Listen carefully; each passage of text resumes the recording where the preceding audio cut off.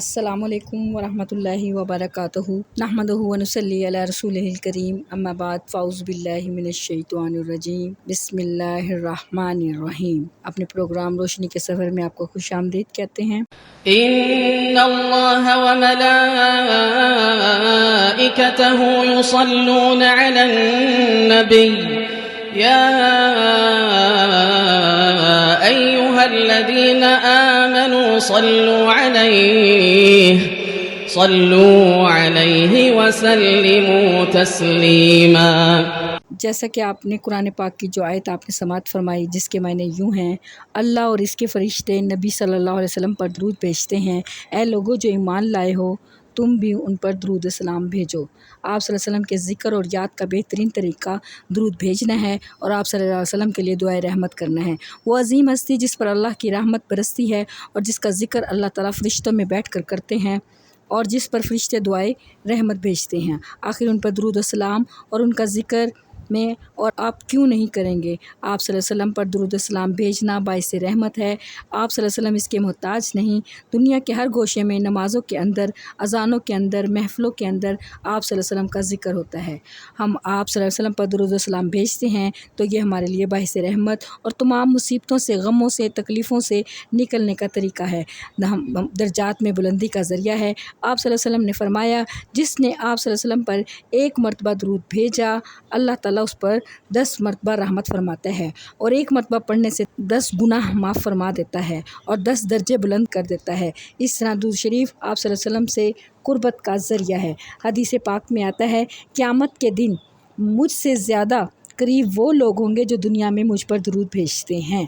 اگر انسان غم اور پریشانی کی حالت میں کوئی اور دعا نہ کر سکے، صرف درود ہی پڑھتا رہے تو وہ ساری دعاؤں کفایت کر جائے گا۔ ایک حدیث ہے، حضرت ابی بن کعب رضی اللہ تعالیٰ عنہ فرماتے ہیں، یا رسول اللہ صلی اللہ علیہ وسلم، میں نے عرض کی کہ میں آپ صلی اللہ علیہ وسلم پر بہت درود بھیجتا ہوں، میں جتنی دعائیں مانگتا ہوں اپنی دعا میں سے کتنے وقت کے لیے درود پڑھا کروں، یعنی جتنی میں دعائیں مانگتا ہوں ان میں سے یعنی کتنے وقت کے لیے درود پڑھوں، یعنی آپ صلی اللہ علیہ وسلم پر رحمت بھیجوں یا آپ صلی اللہ علیہ وسلم کے لیے دعائیں رحمت کروں۔ تو آپ صلی اللہ علیہ وسلم نے فرمایا، جتنا تو چاہے۔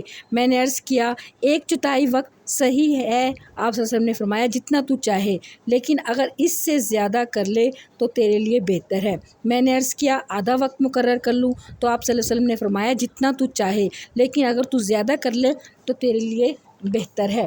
میں نے عرض کیا، 2/3 کر لوں؟ تو آپ صلی اللہ علیہ وسلم نے فرمایا، جتنا تو چاہے، اگر زیادہ کر لے تو تیرے لیے بہتر ہے۔ میں نے عرض کیا، اپنا سارا وقت دعا آپ صلی اللہ علیہ وسلم پر وقف کر دیتا ہوں؟ تو آپ صلی اللہ علیہ وسلم نے فرمایا، پھر تو یہ تیرے سارے دکھوں اور غموں کے لیے کافی ہوگا اور تیرے گناہوں کی بخشش کا باعث سے ذریعہ ہوگا۔ اس حدیث سے یہ بات واضح ہو جاتی ہے کہ اگر کوئی انسان اپنی پریشانیوں کی وجہ سے کوئی دعا نہیں مانگ سکتا لیکن درود پاک پڑھتا رہتا ہے تو درود شریف اس کے سارے غموں سے نجات کا ذریعہ بن جائے گا۔ آپ صلی اللہ علیہ وسلم پر درود السلام بھیجنے والے کے لیے اللہ کی طرف سے سلامتی کا وعدہ ہے۔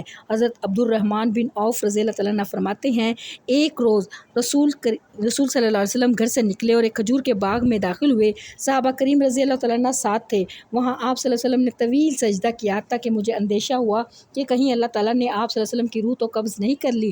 عبد الرحمن رضی اللہ تعالیٰ نے فرمایا، میں ابھی آپ صلی اللہ علیہ وسلم کی طرف دیکھ ہی رہا تھا کہ آپ صلی اللہ علیہ وسلم نے گردن اٹھائی، سر اٹھایا اور فرمایا، کیا بات ہے، کیوں پریشان ہو؟ میں نے آپ صلی اللہ علیہ وسلم سے اپنی فکر کا ذکر کیا تو آپ صلی اللہ علیہ وسلم نے فرمایا، جبرائیل علیہ السلام نے مجھ سے کہا کہ اے محمد صلی اللہ علیہ وسلم، کیا میں آپ صلی اللہ علیہ وسلم کو ایک بشارت دوں، یعنی ایک خوشخبری نہ دوں؟ اللہ کریم فرماتا ہے، جو آپ صلی اللہ علیہ وسلم پر درود بھیجے گا اس پر رحمت نازل کروں گا اور جو آپ صلی اللہ علیہ وسلم پر سلام بھیجے گا میں بھی اس پر سلام بھیجوں گا۔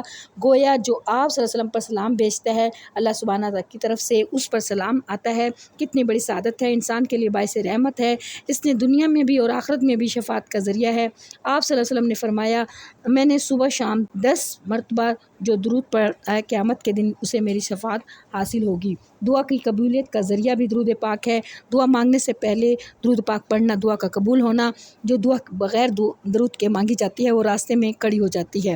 نبی کریم صلی اللہ علیہ وسلم کے ساتھ حضرت عبداللہ بن مسعود رضی اللہ تعالیٰ عنہ، حضرت ابوبکر صدیق رضی اللہ تعالیٰ عنہ، حضرت عمر رضی اللہ تعالیٰ عنہ، حضرت عبداللہ بن مسعود رضی اللہ عنہ فرماتے ہیں کہ میں نماز پڑھ رہا تھا، میں نے بیٹھ کر اللہ کا ذکر کیا، پھر درود پڑھا، پھر اپنے لیے دعا کی تو آپ صلی اللہ علیہ وسلم نے فرمایا اللہ سے مانگو ضرور دیے جاؤ گے، یعنی میں طریقے سے تم نے دعا مانگی ہے، یعنی حمد و ثنا پڑھی ہے، پھر درود تو ضرور تم نوازے جاؤ گے، یعنی دعا قبول ہوگی۔